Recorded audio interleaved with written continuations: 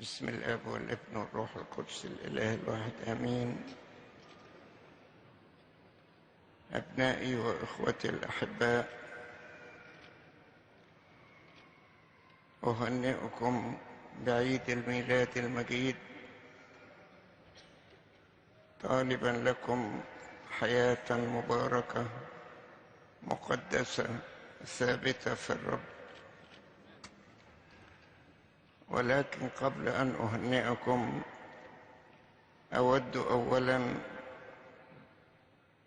ان اعزي ابناءنا في الاسكندريه وفي بلاد عديده من جهه استشهاد عدد كبير ابرياء لا ذنب لهم، كما اعزي ايضا اولادنا في نجع حمادي، إذ قد مرت سنة على استشهاد أشخاص منهم. وإن كان المجوس قد قدموا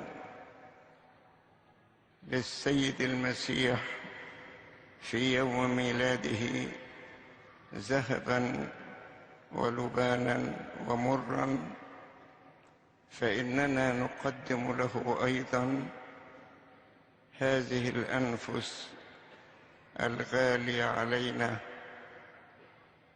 التي صعدت إليه. وهنا أذكر قول السيد الرئيس مبارك: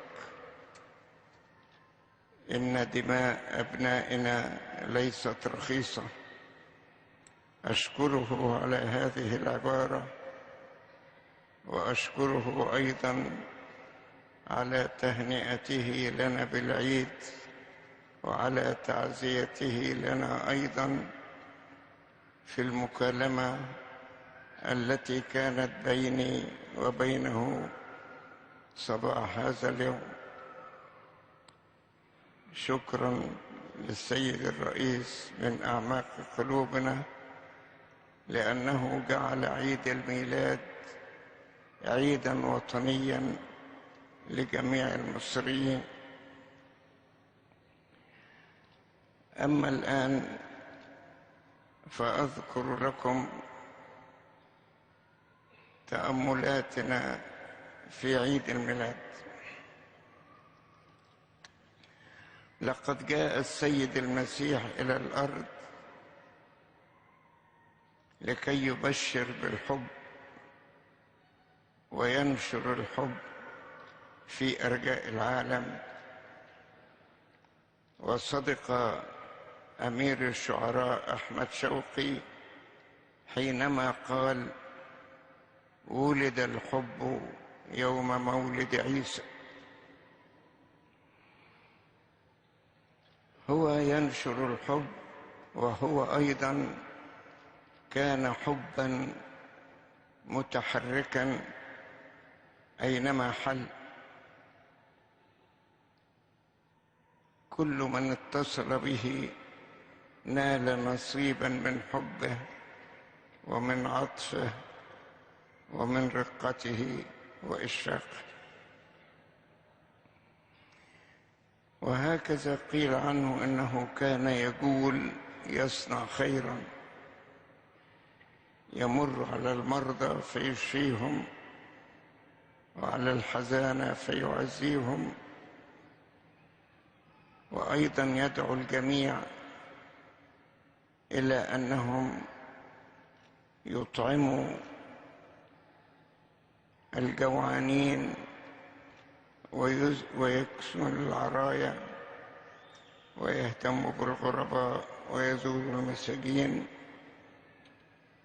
فلما قال له: متى يا رب رأينا هذا؟ قال لهم: مهما فعلتموه بأحد هؤلاء الأصاغر فبي قد فعلتم. كان حبا يتمشى وسط الناس، وأيضا كان يهتم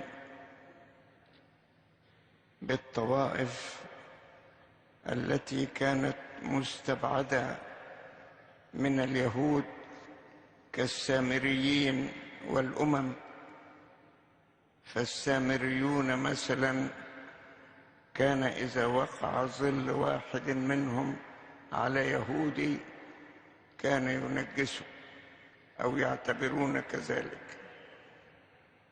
فكانت النتيجة أن السيد المسيح احتضن هؤلاء أيضا بمحبته، وذكر لهم مثل السامري الصالح، وكيف أنه كان أكثر نبلا من الكهنة ومن اللاويين. وكذلك الأمم الذين كانوا مكروهين من اليهود، قال السيد المسيح عن أحدهم القائد الأموي: لم أجد في إسرائيل كله إيمانا مثل إيمان هذا الرجل. لم يكتفي فقط بأن يكون حبا يتمشى وسط الناس، إنما أيضا دعاهم أن يعبدوا الله باعتباره هو الحب أيضا. الله محبة. وقال لهم إن الوصية الأولى في الناموس أي في الشريعة هي أن تحب الرب إلهك من كل قلبك وتحب قريبك كنفسك. وعبارة قريبك تعني أخاك في البشرية، فكلنا أقرباء، كلنا أولاد أب واحد هو آدم، وأم واحدة هي حواء. تحب قريبك أي تحب كل البشر. علمنا أن الله محبة، والله من أجل محبته للبشر أوجدهم وخلقهم، وهو الذي يرعى الكل ويهتم بالكل ويحفظ الكل ويعتني به. ولذلك علينا نحن أيضا أن نحب الله كما أحبنا. نحبه بأن نطيعه، نحفظ وصاياه، ننفذ مشيئته الإلهية على الأرض، لا نخطئ إليه ولا نخطئ إلى أي أحد من البشر. وهكذا علمنا السيد المسيح أننا نحب الخير ونحب الغير. نحب الخير أي نعيش في حياة الفضيلة والبر عن محبة وليس عن اضطرار ولا عن أمر ننفذه، إنما نحب الخير. وكذلك نحب الغير أيا كان. نحب الناس جميعا من الناحية السلبية، لا نؤذي أحدا ولا نحسد أحدا ولا نتعب أحدا. ومن الناحية الإيجابية نحب الناس بأن نعمل من أجلهم كل ما نستطيع من خير. وهنا يبدو العطاء كفضيلة هامة، إن الإنسان من محبته لغيره يعطي، ويعطي من قلبه،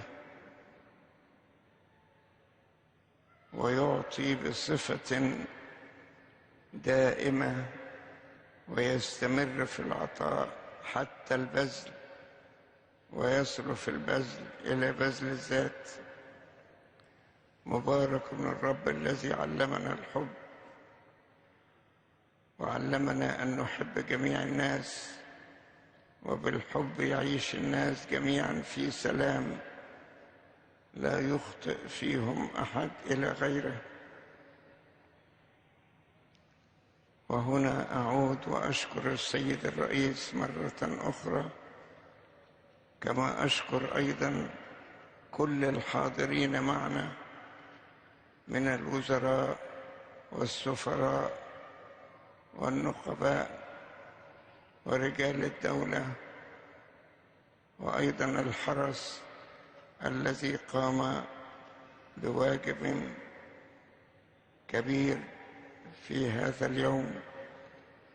كما نشكر أيضا على